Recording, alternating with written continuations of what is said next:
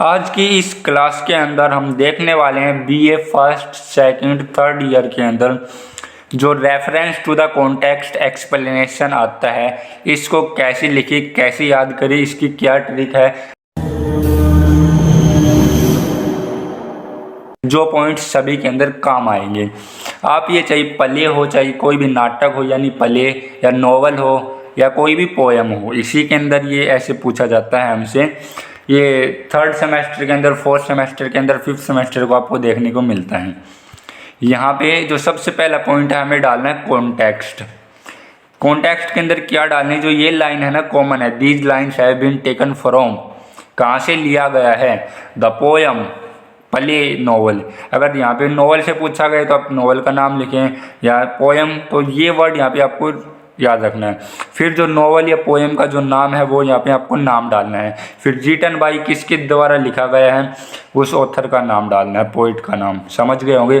फिर इसके बाद दूसरी लाइन में डालनी है कि the poem describe the, poem के अंदर क्या बताया गया है वो डालना है। तो मैं आपको दिखा देता हूँ। जैसे कि बीए फिफ्थ सेमेस्टर का कुछ जो पोएम है, सॉरी नोवेल है, उसके बारे में मैं आपको समझा दूंगा कि ऐसे आपको लिखना है कि these lines have been taken from the chapter of the novel. यहाँ पे chapter first of the novel Kanthapura, जो मैंने इसका नोवेल का नाम है वो हो गया। रिटन बाय, ऑथर का नाम हो गया राजा राव।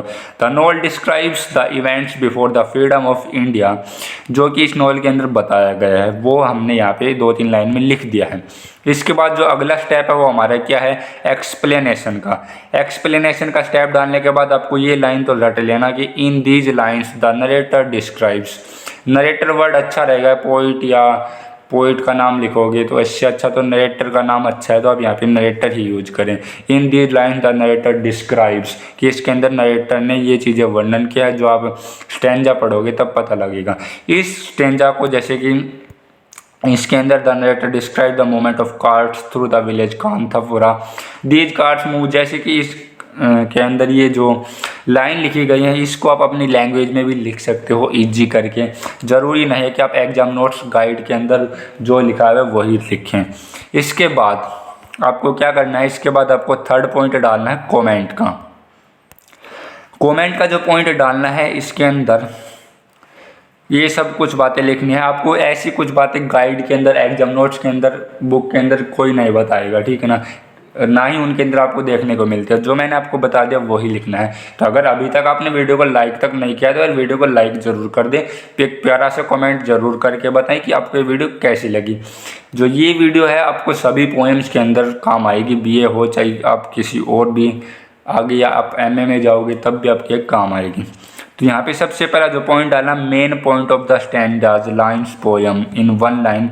एक वन लाइन में लिखना होता है। जैसे कि मैंने आपको बताया था ना कि द पोएम नोवेल डिस्क्राइब्स, यहाँ पे कि इसके अंदर फ्रीडम मूवमेंट के बारे में डिस्क्राइब किया गया था, महात्मा गांधी के स्ट्रगल के बारे में, जो कि एक साउथ इंडिया का। इसको एक छोटी सी लाइन में लिखना होता है। नहीं आता तो आप ये लिख सकते हो, इसको थोड़ा छोटा कर सकें।